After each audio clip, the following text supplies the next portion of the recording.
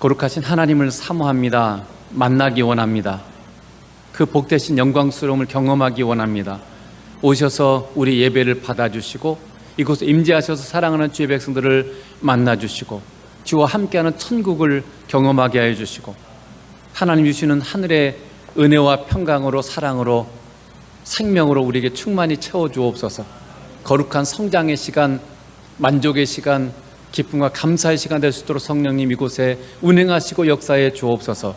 특별히 우리의 마음의 귀들을 열어주셔서 주께서 하시는 음성을 듣게 하여 주시고 주의 말씀들을 통해서 하나님께서 우리 각자에게 주시는 귀한 하나님의 말씀을 듣고 변화와 성장이 일어나는 귀한 시간 되길 원하옵고 예수님 이름으로 기도드리옵나이다. 아멘.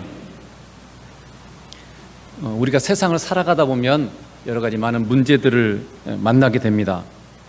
우리가 이 땅에 사는 동안 우리는 문제와 어려움으로부터 해방될 수 없습니다. 어떤 사람이랄지라도 아무리 부자고 아무리 유능한 사람일지라도 어려움과 문제가 없는 사람은 한 사람도 이 세상에 존재하지 않습니다. 그러나 이 문제를 어려움을 어떻게 대하느냐에 따라서 우리가 성장할 수도 있고 그것 때문에 큰 공경에 빠질 수도 있습니다. 성령 충만했던 이 예루살렘 교회도 지금 과부들을 돕는 문제 때문에 어려움을 지금 발생했죠. 그러나 그 문제를 현명하게 잘 해결함으로 말미암아 교회가 더욱더 부흥했다고 되어 있어요. 교회가 더욱더 건강하게 서고 부흥할 수 있는 그런 계기가 되었습니다. 그래서 우리가 이 초대교회가 이 문제를 어떻게 해결했는가를 배워서 우리도 우리 인생의 많은 문제들을 만나게 되는데 어떻게 이 문제를 해결할 것인가를 여러분 배워서 초대교회처럼 건강한 그리고 더욱더 성장하는 계기가 되기를 축복합니다. 먼저 우리가 생각할 것은 본질에 집중하라는 거죠. 자, 문제 앞에서 6장 4절에 보면 우리는 오로지 기도하는 일과 말씀 사역에 힘쓰리라 이렇게 했어요. 이 사도행전 당시에는 여러분이 아는 것처럼 예루살렘 교회에 그 히브리파 유대인과 그리고 헬라파 유대인들이 있었습니다. 여러분 알다시피 열왕기 하에 보면 나오죠. 또 역대 하에도 나오는데 남유다 왕국이 BC 기원전 586년에 바벨로니아 제국에 의해서 바벨로니아의 느부갓네살 황제죠. 왕에게 멸망을 당합니다. 그러면서 이 유대인들이 많은 유대인들이 바벨론의 포로로 끌려가게 됩니다. 그러면서 바벨론 여러 지역에 당시의 바벨론은 이제 유럽 지역과 아시아 지역 그리고 북부 아프리카 지역까지 다 통치하는 그런 거대한 제국이었기 때문에 이 바벨론 여러 나라에 흩어져서 살게 됩니다. 그래서 그때부터 이들이 계속해서 세계 여러 나라에 방황하면서 살게 되는데 그들을 뭐라 그러냐면 디아스포라 유대인이라 그래요. 그래서 이 초대교회 당시에 이때는 지금 로마 시대죠. 이 초대교회 당시에도 마찬가지로 로마의 여러 지역에서 이 유대인들이 살았는데 그 유대인들이 지금 이 예루살렘에 이 놀라운 부흥을 보고 이렇게 찾아오고 지금 예수를 믿는 그런 삶을 사는 사람도 있었습니다. 그래서 이 초대교회는 히브리파, 그러니까 이스라엘 지역에 사는 원래 그 지역의 고유의 지역에 사는 그들을 히브리 유대인이라고 그래요.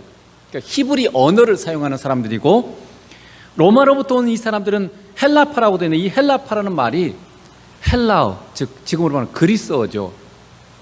로마가 그리스를 정복했지만 로마 제국은 헬라의 이 문명을 받아들였어요. 그래서 그리스의 언어를 그대로 사용했기 때문에 그래서 그 로마의 공용어가 뭐냐면 그리스어였어요.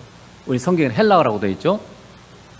그래서 헬라파 유대인은 누구냐면 바로 그리스어를 사용하는 그들을 이제 성경에서는 헬라파 유대인이라 이렇게 지금 말하고 있는 것입니다. 이 예루살렘 교회의 주요 인물들은 당연히 12사도인데 이 12사도들은 당연히 이스라엘 지역에 살았던 12사도죠.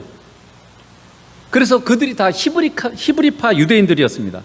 그렇기 때문에 당시에 이 예루살렘 교회 성도들이 자발적으로 헌금을 많이 했죠. 어려운 성도들을 돕기 위해서 많이 교회가 함께 모여서 함께 먹고 공동체 생활을 하고 이렇게 했기 때문에 많은 이 물질들이 필요했습니다. 그래서 자발적으로 많은 헌금을 하게 되고 땅을 팔아서 교회에 헌납하고 이렇게 해서 교회가 함께 어려운 자들 돕고 같이 생활할 수 있도록 그렇게 도왔는데 그래서 그 물질을 특별히 가난한 과부들에게 많이 도와줬어요. 그러다 보니까 히브리파 이 과부들은 같이 살던 사람들이잖아요. 그러니까 다 알죠, 누가 누군지. 그러니까 그들을 돕는데 어려움이 없었어요. 다 빠지지 않고 전부 다 도와줄 수 있었지만 헬라파 과부들은요, 먼 곳에 와서 정착하는 사람들이니까 누가 제대로 있는지도 잘 모르고 어디 사는지도 잘 모르고 이렇게 정확한 파악이 잘 안 된 상태였기 때문에 아무래도 헬라파 과부들은, 어려운 과부들은 좀 일부 누락될 수밖에 없는 그런 상황이었습니다. 그래서 이 문제로, 그렇지만 이제 일단 소외된 사람들은, 도움을 받지 못하는 사람들은 소외감을 느끼게 되죠. 그리고 자신들을 이 교회가 외면하는 것 같은 그런 인식을 가질 수밖에 없었던 거죠. 여러분, 우리가 알 것은 예수님으로부터 직접 지도를 받고 성령 충만한 사도들이, 그것도 12명의 사도들이 지도하고 이끌어가고 있는 이 예루살렘 교회고, 또 굉장히 성령 충만했던 그런 예루살렘 교회임에도 불구하고 이런 문제가 있었다는 거죠. 사람들이 불평할 수밖에 없는 그런 문제들이 일어났다는 것입니다. 그래서 이 땅에 문제없는 교회는 하나도 없어요. 정도 차이는 있을 뿐이지 모든 문제는, 이 땅의 교회들은 다 문제를 가지고 있습니다. 그리고 마찬가지로 개인도, 가정도 전부 다 문제가 있는 거죠. 그래서 만약에 여러분이 문제없는 교회를 찾는다면 여러분은 어떤 교회도 발견할 수 없을 것입니다. 나중에 우리가 주님의 나라 가서 천상교회는 문제가 없겠죠. 그러나 이 땅의 교회는 다 문제가 있을 수밖에 없어요. 그러므로 여러분, 우리가 우리 인생에서 문제가 없기를 기도하기보다 뭘 기도해야 돼요? 문제를 잘 해결할 수 있는 그런 은혜와 지혜를 구해야 됩니다. 문제를 통해서 우리가 어떻게 성장할 것인가, 이런 곳에 여러분이 초점을 맞춰야 되는 거죠. 문제가 오는 것을 우리가 막을 수 없지만 문제를 어떻게 선택할까는, 우리가 어떻게 해결할 것인가는 얼마든지 우리가 선택할 수 있어요.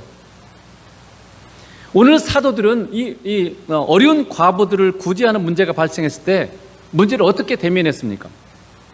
사도들이 이렇게 얘기했죠. 우리는 오로지 기도하는 일과 말씀 사역에 힘쓰겠다, 이렇게 대답을 했어요. 즉 무슨 얘기냐면 신앙의 본질, 신앙의 핵심에 우리는 집중하겠다, 이렇게 지금 얘기하고 있는 거죠. 이것은 사도들만의 본질이 아니라 모든 그리스도인, 모든 성도, 교회의 본질입니다. 기도하는 일이 뭡니까? 기도하는 것에, 기도라는 말에 이 기도의 핵심, 본질이 뭐예요? 예수 그리스도를 만나고 교제하는 겁니다. 하나님 아버지를 만나고 교제하는 게 기도의 본질이에요. 제가 계속 말씀드린 것처럼 기도는 단순히 내가 필요한 것을 하나님께 말씀드리는 것만이 아닙니다. 물론 그것도 중요한 일부이긴 하지만 핵심은 뭐냐면 내가 하나님 아버지를 만나는 것이고 내가 예수님을 만나는 게, 기도에 만나서 교제하는 게 기도의 초점이에요. 그래서 그냥 아무 말 하지 않아도, 여러분 남녀가 데이트할 때 말 꼭 안 해도 같이 있으면 교제죠. 같이 차 마시고 있고 같이 여행하고 꼭 말을 하지 않아도 그것 자체가 교제잖아요. 꼭 뭐 달라 이렇게 해가지고 그게 교제라고 말할 수 없겠죠. 그런 것처럼 예수님과 교제도 똑같아요. 하나님과의 교제도 그냥 하나님을 인식하고 의식하고 있으면서 함께 그냥 걸어가는 것 자체가 교제인 거죠. 그게 기도예요. 여러분, 교회인 성도의 풍성한 삶과 승리의 근본은 어디서부터 옵니까? 바로 예수 그리스도를 통해서만 오는 거죠. 자, 고린도후서 2장 14절에 이렇게 되어 있죠. 항상 우리를 그리스도 안에서 이기게 하시고 우리로 말미암아 각지에서 그리스도를 아는 냄새를 나타내시는 하나님께 감사하노라.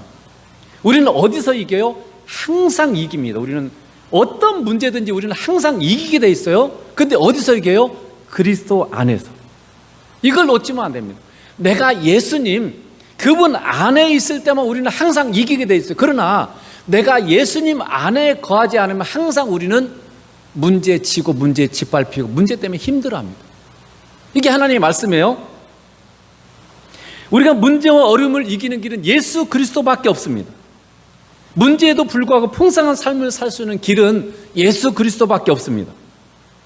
우리가 무지하고 어리석기 때문에 사실 우리는 잘못된 선택을 해서 어려움을 만날 수가 있습니다. 사실 우리 인생이 많은 경우 그렇습니다. 내가 잘못된 선택을 하기 때문에 만나는 어려움들이 많아요. 예수님께 묻고 예수님이 이끄는 길을 가야 되는데 항상 내가 주인 되고 내가 선택을 해요. 내 지식과 무지한 아주 작은 지식과 지혜를 가지고 자꾸 내가 선택을 하게 되니까 잘못된 선택을 해서 어려움을 만나게 되는 거죠. 또 하나는 나만 아니라 우리는 다른 사람과 그리고 다른 상황과 환경과 분리된 존재가 아닙니다. 그래서 어떤 사람들의 악함, 어떤 사람들의 잘못된 선택 때문에 또 우리가 악 영향을 받게 돼 있어요. 그런 어려움을 당할 수 있죠. 여러분, 어떤 경우든지 우리는 예수님 안에서만 해결할 수 있고 예수님 안에서만 여러분 승리할 수 있습니다. 그러므로 여러분, 기도로 항상 주님을 만나고 주님과 사귀는, 교제하는 삶을 살아야 됩니다. 주님을 그렇게 항상 만나는 사람은 주님이 자신과 함께함을 인식하고 살아가며 무엇이든지 주님께 묻고 행하는 사람으로 점점점 성장하게 되죠. 신앙의 성장은 점점 그런 거예요. 그전에는 내가 다 했습니다. 내가 하고 싶은 거 뭐든지 내가 다 선택했어요. 그러나 신앙의 성장해 가면서 어떻게 합니까? 하나님께서 우리 인생의 고난과 역경들을 통해서 우리의 잘못된 선택들을 통해서 어려움을 당하면서 내가 선택하는 게 잘못된 거구나, 난 너무 무지하구나, 내가 하는 게 너무 적구나, 내가 하는 것이 너무 한계가 있구나, 이런 걸 경험하면서 어떻게 해요? 점점 예수님께 묻기 시작합니다. 물으면서 선택을 하죠. 그러면서 이게 주님께 묻고 한 것들이 잘 풀어지고 이게 뭔가 복이 되고 이런 걸 경험하면서 어떻게 점점점 주님께 묻고 시작하는 거죠. 그런 사람으로 내가 성장해 가는 거죠. 그게 뭐요?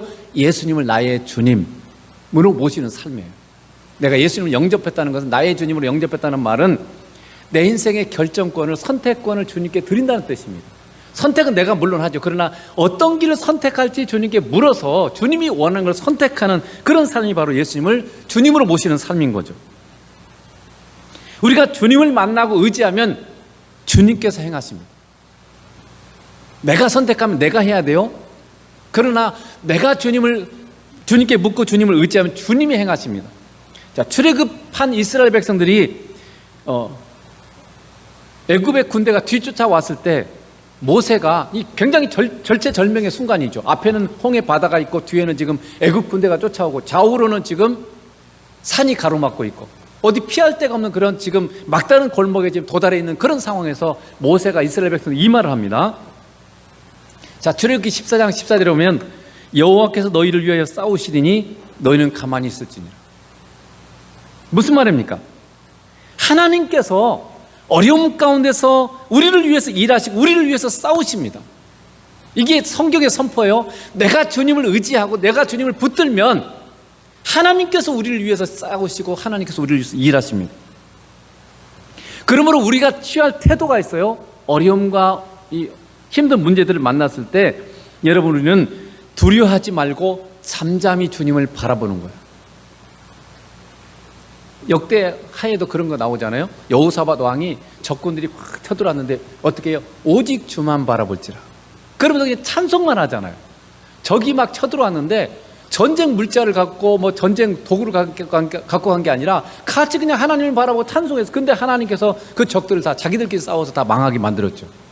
위대한 승리를 거두게 만드셨습니다. 그래서 여러분, 여기 지금 가만히 있을지니라는 말은요, 아무것도 하지 말고 있으라 그런 말이 아니라 주님을 바라보고 평강 가운데 있으라 이 말이에요. 평강 가운데. 평상시 주님을 찾고 구하는 자만이 문제 앞에서 두려워하지 않습니다. 그리고 평강 가운데 주님을 찾고 의지하며 주님의 일하심을 보게 되는 것입니다. 여러분, 인생을 살아가면서 여러분 어려움을 만났을 때 어려움에 집착하지 마세요. 자꾸 우리는 어려운 일을 만나면 자꾸 어려운 걸 쳐다봐요. 질병이 걸리면 막 질병만 생각해요. 그러기 쉬워요. 그런데 여러분, 이 어려움을 만났을 때 우리는 어려움에 집착하지 말고 우리가 추구할 본질, 핵심이 뭡니까? 예수님을 만나고 사귀는 거예요. 자꾸 예수님을 만나고 예수님을 바라보고, 그게 바로 우리가 해야 될 일이라는 거죠. 어떤 어려움 속에서도 주님을 만나고 사귀는 일을 여러분 놓치지 말아야 됩니다. 이게 지금 사도들이 선택한 거죠. 사도들은 오로지 기도하는 일과 말씀 사역에 힘쓰리라고 말했습니다. 여기 힘쓰다는 말은 무슨 말이냐면요, 전념하다, 헌신하다는 뜻이에요. 그 일에 내 생각을 전부 거기에 그 생각을 주님께 다 사로잡히겠다 그 말이고, 나를 거기에 드리겠다 이 말, 내 몸을, 나의 시간을 거기에 쓰겠다 이런 뜻입니다. 그러므로 사도들은 무엇보다도 기도로 주님을 만나는 일에 헌신하고 전념하겠다 이런 뜻입니다. 그렇게 다짐했다는 뜻이죠. 어떤 문제를 만나도 내가 주님을 놓치지 않겠다, 지금 이렇게 말씀하고 있는 겁니다.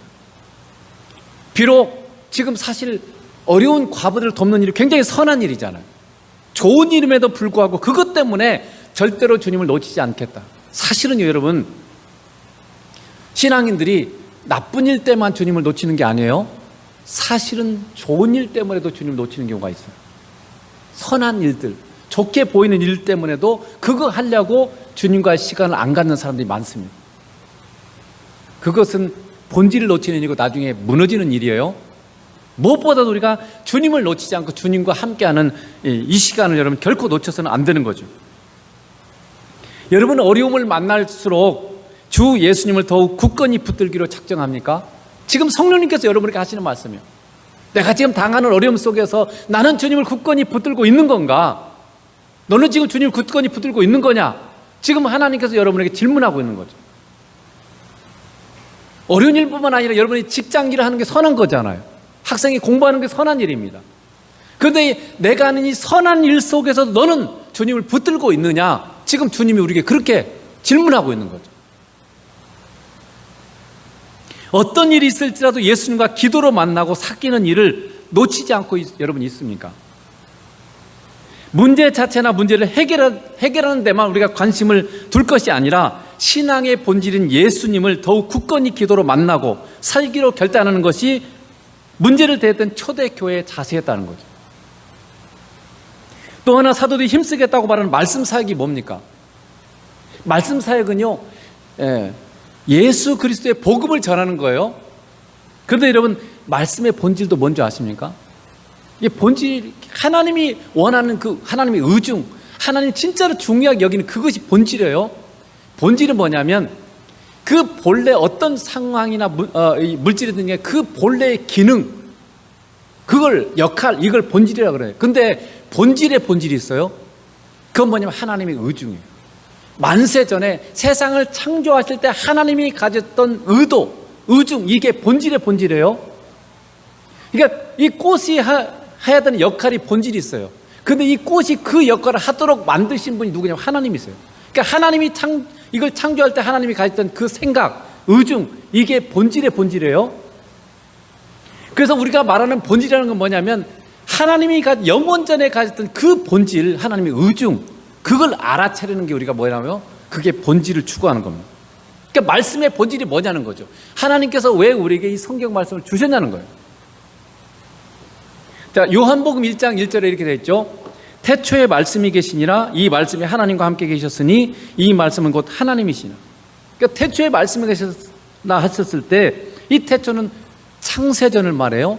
창세기 1장보다 더 이전의 시간을 지금 요한복음 1장은 말하고 있는 거죠. 그런데 이 태초에 계신 분이 있어요. 그러니까 하나님이시죠, 이분이.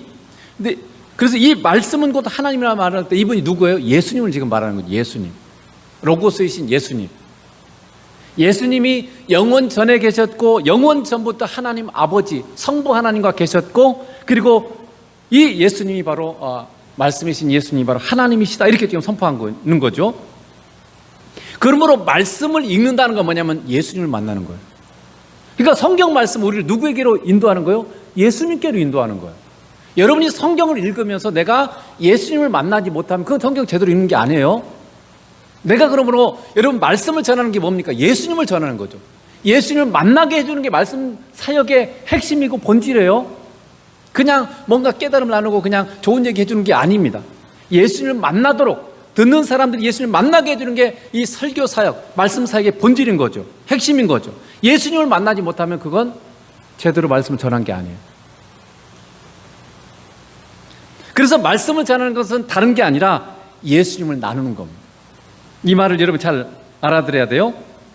말씀을 전한다는 건, 말씀 사역은 뭐냐면 단순히 정보를, 말로 정보를 전달하는 것을 의미하는 게 아닙니다. 말씀을 전한다는 것은 지금 나와 생생히 함께 하시는 예수 그리스도를 나눠주는 거예요. 지금 나와 함께 하시는 예수님을, 그분을 사람들에게 나눠주는 거예요. 즉 나와 함께하는 예수 그리스도, 그분이 전함받은 자에게 흘러가는 겁니다. 예수님이 흘러가는 거예요. 이것은 예수님과 항상 생생히 함께하며 교제하는 사람을 통해서만 일어나는 일입니다. 여러분이 예수님을 제대로 만나지 않고 여러분이 어떤 말씀을 전하면 그냥 정보 전달해요. 아무 의미가 없어요. 물론 그것을 통해서 하나님 역사하긴 하지만은 제대로 예수님이 전달될 수가 없습니다. 예수 그리스도가 자신의 삶의, 현재의 삶의 복음인 사람, 즉 예수님과 동행하면서 지금 이 땅에서 천국을 누리는 사람만이 예수님의 생명을 전하는 것입니다.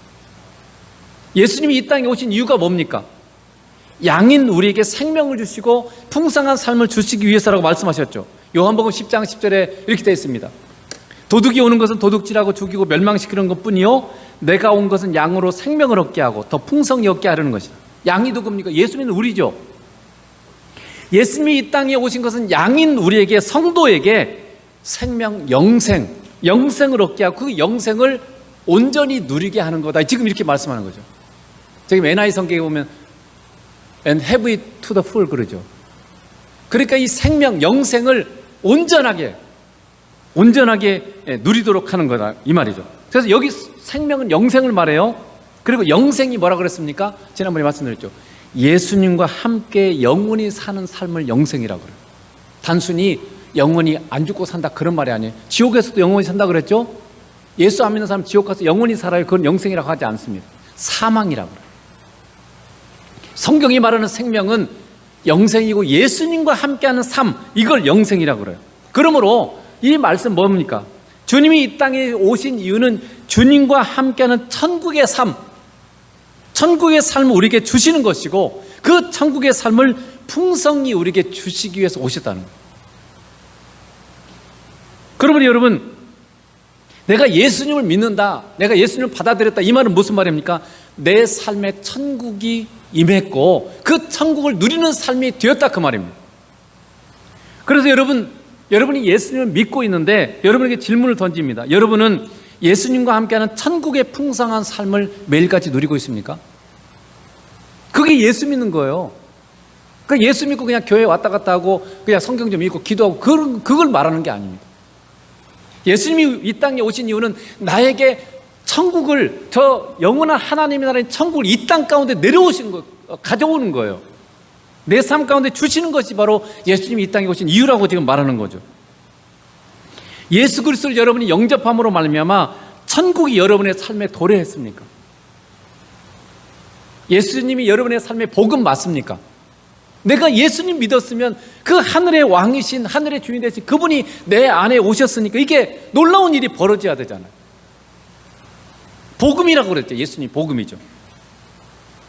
그래서 교회의 본질은 성도인 내가 예수님과 함께하는 천국을 이 땅에서 누리는 거예요.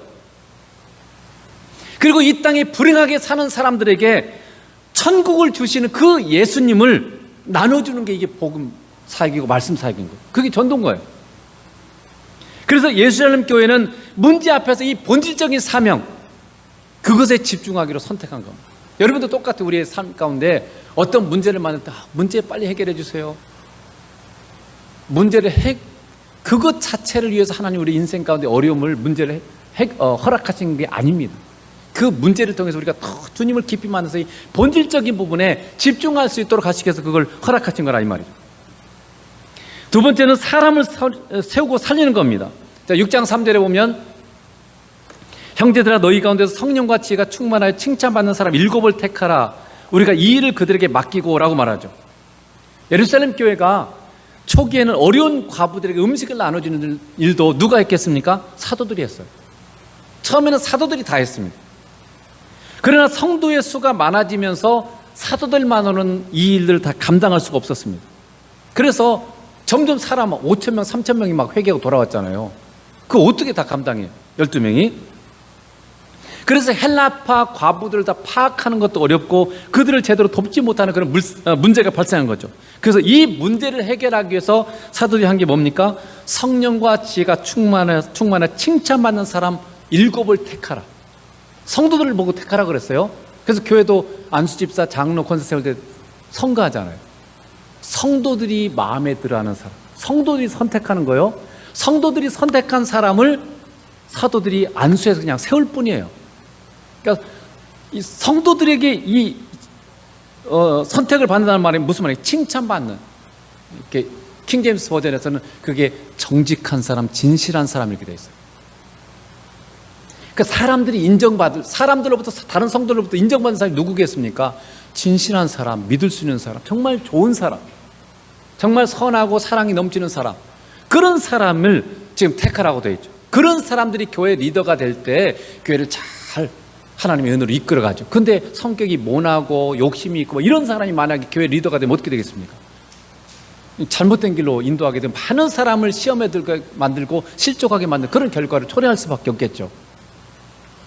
그래서 그렇게 성령 충만하고 믿음 충만하고 지혜가 충만하고 그리고 성도들한테 칭찬 듣는 사람을 7을 택하라 그러고 그들을 안수하고 세워서 그들이 이 안수집사, 지금으로 말하는 안수집사죠. 과부의 구제를 담당하도록 했습니다. 여러분, 그래서 교회는 목회자만 하는 게 아니에요. 여러분, 집사, 권사, 장로 세우는 이유가 뭐겠어요? 봉사직이죠. 교회 직분은 봉사직입니다. 명예직이 아니에요. 누리는 직이 아니고 교회 모든 직은요 봉사직이, 목사도 마찬가지 봉사직입니다. 그래서 섬기라고 하는 사람은 섬기라고 주신 직분이 교회 직분이에요. 그래서 더 많이 섬기는 직분이 교회 안에서 이렇게 어떻게 보면 이렇게 위쪽으로 올라가서 더 많은 사람을 섬기는 더 겸손한 사람, 이게 바로 교회 직분이라는 거죠. 그래서 이 교회 직분을 가진 사람은 어려운 사람들 돌아보고 신방하고 그들을 돌보고 도와주고 이런 사역이 뭐냐면 바로 이게 장로, 권사, 안수집사의 직분이에요. 근데 장로나 권사나 이런 사람이 없다 그래서 이 일을 할 수 없기 때문에 그래서 서리집사를 세우는 거죠. 서리집사를 또 그 일을 할 수 있도록 해주는 거죠. 이게 교회 직분의 핵심이고 역할인 거죠. 그래서 그런 지금 7 집사를 사도들이 지금 세운 거죠. 사람을 세운 거예요. 사람을. 그래서 우리는 이 보통 어려운 문제를 만날 때 해결함에 있어서 문제 해결 자체만 관심을 갖기가 쉽습니다. 언제 병이 낫나? 언제 이 문제가 해결되나? 내 자녀 언제 취직하나? 뭐 이런 문제 자체만 자꾸 우리가 초점을 맞추죠. 그러나 여러분, 하나님의 관심 어디에 있어요? 언제나 사람에게 있습니다. 사람. 그걸 우리가 잊어서는 안 됩니다. 그래서 그것이 우리가 여러 가지 어려움을 만날 때 그 어려움과 관련된 사람들을 사랑하고 그리고 살리는 데 초점을 맞춰야 되는 이유입니다. 하나님이 사람에게 초점을 맞추고 사람을 사랑하세요. 하나님이 일을 사랑하시는 분이 아니에요. 사람을 사랑하세요. 그런데 우리는 많이 일, 사역, 가치관, 내 중심, 내가 옳다고 그러다고 생각하는 이것에 자꾸 너무 초점을 맞춰요. 그 모든 것보다 훨씬 중요한 게 뭡니까? 사람이에요. 사람. 사람을 그래서 사랑하고 사람을 살리고 이쪽에 초점을 맞춰야 되는데 서두께가 그랬다는 거죠. 예수님이 십자가를 지신 이유도 뭡니까? 죄인인 우리를 사랑하셔서 우리를 구원하시고 살리기 위해서 예수님이 십자가를 지신 거죠. 고난의 십자가 앞에서 예수님이 고통만을 바라보지 않고 자신의 고난을 통해서 구원받고 영원히 함께할 우리를 바라보시면서 그 고난을 이기셨던 거죠. 여러분, 우리는 어려움 자체에만 함몰되어서는 안 됩니다. 그게 뭐라고? 종노릇이죠. 종노릇. 예수님이 우리를 자유케 하셨는데 질병의 종노릇, 환경의 종노릇, 사람들의 말의 종노릇, 너무 종노릇을 많이, 문화의 종노릇, 유행의 종노릇. 여러분은 뭔가 막 어떤 것에 끌려다니면서 사는 이게 종노릇이에요. 뭔가 그것 하지 않으면 나는 외톨이 있고 시대에 뒤지는 것 같고 이런 것 때문에 사는 것은요, 그게 종노릇입니다. 자유할 수 있어야 돼요.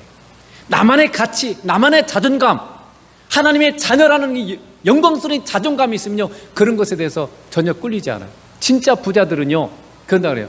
그냥 어떤 옷을 입어도 전혀 아무렇지 않대요. 근데 꼭 좋은 옷을 입어야 되고 뭔가 티를 내야만 뭔가 자기의 자존심이 세워지는 것 같고, 이런 사람들은요 종노릇이에요. 자존감이 낮다는 얘기입니다. 누구 앞에서도, 돈 많은 사람, 수재, 정말 똑똑한 천재들 앞에서도, 권세 있는 자 앞에서도 여러분 우리는 당당해야 돼요. 이게 자존감이에요. 나는 하나님의 자녀예요. 영원한 하나님의 자녀, 예수 그리스도가 함께하는 우리는 이 자존감이 있어요. 하나님이 함께하는 사람인데 누구 앞에서 여러분 당당해야 돼요. 이게 자존감이에요. 우리의 자존감, 나를 하나님께서 하나님의 아들로 천사보다 더 높은 위치에 나를 세워주셨어요. 이 자존감이 여러분 있어야 돼요. 그래야만 종노릇하지 않아요. 어려움에도 여러분 종노릇하면 안 되고, 감정에도 종노릇하면 안 되고, 이게 예수 믿는 사람들의 진정한 자유예요. 그래서 여러분 우리 멀었어요. 아직 멀었어요. 어떤 것에도 휘둘리지 않는 진정한 자유, 이게 예수 그리스도 안에서만 우리가 누릴 수 있는 진정한 자유죠. 그래서 어려움에 함몰되는 것이 아니라 그 어려움 속에서도 주님과 함께하면서 그 어려움에 관련된 사람들, 그들에게 주님의 용서와 사랑이 흘러가게 해야 될 그런 사명이 우리에게 있는 거죠. 그래서 에베소서 4장 32절에 보면 서로 친절하게 하며 불쌍히 여기며 서로 용서하기를 하나님이 그리스도 안에서 너희를 용서하심과 같이 하라. 바울은요 복음을 전하다 로마 감옥에 갇혀서 몇 년 동안 갇혀 있었어요. 몇 년 동안 갇혀 있으면서 바울이 뭐 한 줄 아십니까? 이 옥중서신이라고 말하는 에베소서, 빌립보서, 골로새서, 빌레몬서를 기록했어요. 어떻게 그럴 수 있었겠어요? 감옥에 갇혀서 자유를 잃어버리고 정말 뭐 먹을 것도 제대로 없고, 지금처럼 뭐 이게 감옥의 시설이 제대로 돼 있겠어요? 화장실 따로 없어요. 그냥 그 공간 안에서 화장실도 봐야 되고 그냥 땅바닥에서 자야 되고 너무 열악한 환경인데, 그럼 여러분 어떻게 했습니까? 내가 복음을 위해서 주님을 위해서 살았는데 왜 하나님 나한테 이런 어려움을 주십니까? 이렇게 하지 않았어요. 어려움 속에서 주님을 만나고 주님과 함께하는 그 어려움에 종노릇하지 않고 그 속에서 주님을 만나고, 그리고 이 놀라운 복음 서신서를 쓴 거예요. 어려움에 함몰당하지 않고 그 속에서 자유하고 그 속에서 주님과 함께하면서 진정한 자유, 그리고 사람을 세우기 위한 이 서신서를 바울이 기록한 거죠. 그래서 오늘 이 에베소서 4장 32절에도 마찬가지로 여러분 우리에게 어려움을 끼친 사람인다 할지라도 용서하고 사랑하는 삶을 사는 자로 세우는 것이 하나님의 관심사항이에요. 문제 자체를 해결하는 것이 초점이 아니라 그 속에서 내가 얼마나 성장하는가, 나를 주님의 사람처럼, 그러니까 신앙의 목표는 주님과 함께하면서 주님과 같은 용서의 사람, 주님과 같은 친절의 사람, 주님처럼 불쌍히 여기는 사람, 주님과 같은 용서와 사랑의 사람으로 나를 성장시키는 것이 하나님의 목표예요. 이 친절과 불쌍히 여김이, 용서와 사랑이 여러분의 가정에서 열매 맺어야 됩니다. 예수 믿는 내가, 예수 믿지 않는 남편, 예수 믿지 않는 아내, 예수 믿지 않는 자녀들에게 주님의 이 용서, 주님의 이 친절함, 주님의 이 사랑이 흘러가면 그들이 변화됩니다. 예수님이 나를 통해서 흘러가니까 그들이 예수님 만나고 그들이 변화되는 거예요. 우리의 직장에서도 마찬가지, 생업의 터전에서도 마찬가지로 이 열매가 맺혀야 되는 거죠. 모든 사람들과의 관계 속에서도 이게 이 열매가 맺혀야 되는 것입니다. 그래서 하나님께서 우리의 인생에 어려운 문제들을 허락하시는 목적은 뭡니까? 우리가 예수님과 같은 성품의 사람으로 성장하는 거예요. 그걸 통해서 예수님을 만남으로 말미암아 예수님처럼 되는 거, 이게 목표인 거죠. 그런데 이 친절하게 하고 용서하고 사랑하기 이게 됩니까? 나에게 어려움을 끼친 원수 같은 사람이 용서도 되겠어요? 안 되잖아요. 그래서 이 열매는 내가 맺는 게 아니라 주님이 맺게 하는 겁니다. 자, 요한복음 그래서 15장 5절에 보면 나는 포도나무요 너희는 가지라 그가 내 안에 내가 그 안에 거하면 사람이 열매를 많이 맺나니 나를 떠나서 너희가 아무것도 할 수 없습니다. 이렇게 말씀하고 있습니다. 여러분 포도나무에서 포도 열매를 누가 맺습니까? 내가 맺죠. 그렇죠? 가지에서 맺어요. 가지가 우리잖아요. 포도나무는 예수님이고 나는 포도나무에 너희는 가지라 그랬으니까 예수님이 포도나무고 우리는 가지예요. 근데 포도 열매는 가지에 맺혀요. 우리가 열매를 맺어야 돼요. 근데 이 열매를 맺으려면 어떻게 돼요? 가지가 포도나무에 붙어 있어야 되죠. 그러니까 우리가 예수님 안에, 예수님이 내 안에 거할 때만 이 열매가 맺히는 거예요. 사랑의 열매, 용서의 열매, 친절의 열매. 여기 여러분 거한다는 말이 무슨 말인지 아세요? 드웰, 영어로 하면 드웰이죠. 근데 이게 무슨 말이냐면 거주한다, 계속해서 머물고 살고 있다, 그런 뜻이에요. 여러분, 우리가 직장에서 그렇고 여러분 가정에서 그렇고 정말 원해요. 나도 사랑하고 싶어요. 나도 잘해주고 싶고 용서하고 싶어요. 원수까지 사랑하고 싶어요. 그런 원함이 여러분 안에 있죠? 없어요? 있죠? 없으면 예수 믿는 사람 아닙니다. 여러분 안에 성령님이 계신 사람은 누구나 원해요. 단지 못할 뿐이지. 성령님이 우리 안에 있는 사람은 하나님이 그분이 계속 우리 안에서 그런 마음을 주시기 때문에 반드시 그런 소원이 있어요. 근데 왜 용서가 안 되고 왜 사랑이 안 됩니까? 왜 남편과 맨날 싸우게 되고 얼굴 붉히고 그런 일이 자꾸 생깁니까? 그것은 우리가 예수님 안에 살아야만, 그리고 예수님이 우리 안에 계속 살 때만 가능하기 때문에 그래요. 이게 지금 성경의 선포잖아요. 내가 계속 예수님과 만나고 함께 살고 예수님이 내 안에 거하고 이게 될 때만 가능한 거죠. 사람들을 가식이 아니라 억지로 형식적으로가 아니라 진실로 사랑하는 길은 내가 예수님과 계속 함께 사는 수밖에는 없어요. 다른 길이 없어요. 그래서 우리가 예수님과 계속 함께 사귀고 교제할 때만 어려움 속에서도 사람을 사랑하고 세울 수 있는 것입니다. 초대교회 사도들은 그렇게 예수님과 계속 성령 안에서 만나고 있었기 때문에 문제 해결에만 초점을 맞추지 않고 일곱 지사와 같은 사람을 세우는 중대한 열매를 맺을 수 있었던 것입니다. 여러분을 통해서 이 주님의 이 사랑과 용서, 친절함의 열매들이 맺혀지고 있습니까? 다른 말로 말하면 사람을 살리고 사람을 세우는 그런 일들이 여러분을 통해서 이루어지고 있다는 말이죠. 어려움 속에서 문제가 아니라 그 속에서 관련된 사람들을 살리고 세우고 용서하고 이런 일들이, 그런 것에 내 마음이 자동적으로 가냐 이 말이죠. 문제 자체가 아니라 그 문제에 관련된 사람들에게로 내 마음이 더 가고 이런 일들이 지금 있다는 거죠. 이게 예수님과 동행하는 성숙한 사람들의 모습이라는 거죠. 우리의 인생에서 문제가 없기를 기도하기보다, 문제가 해결되는 것에 목표를 두기보다 초대교회 사도들처럼 문제 속에서 예수님을 더 깊이 만나고 사람을 세우고 살리는 예수님과 같은 사람으로 성숙되는 기회로 여기시길 축복합니다. 하나님께서 이 문제를 통해서 나를 더 성숙시키려고 그런 거구나. 그러면 문제 속에서 그 고통스러운 하는 삶이 아니라 놀라운 성숙과 기쁨을 누리는 그런 기회가 될 것입니다. 같이 기도하겠습니다.